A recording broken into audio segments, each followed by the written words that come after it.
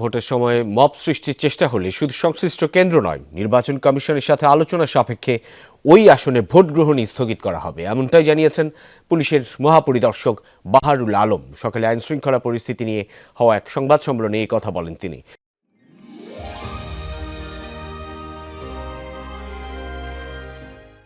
বলেন, সকল প্রস্তুতি সম্পন্ন, নির্বাচনকে কেউ বাধাগ্রস্ত করতে পারবে না।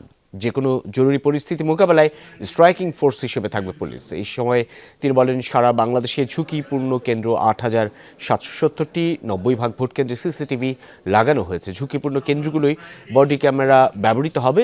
গেল ভোটে দায়িত্ব পালন করা পুলিশ সদস্যদের নির্বাচনী দায়িত্ব থেকে দূরে রাখা হয়েছে বলেও জানান পুলিশ আইজিপি।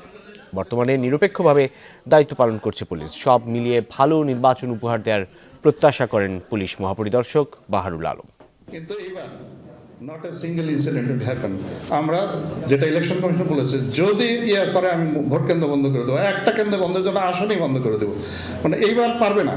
খালি দেখেন, ইলেকশনকে ডিসরাপ্ট করার মতো কোনো শক্তি নাই। কোথাও একটা ক্রাইম হতে পারে, একটা ডাকাতি হয়ে যেতে পারে, একটা খুন হয়ে যেতে পারে, কিন্তু ইলেকশন ডিসরাপ্ট করতে পারবে না।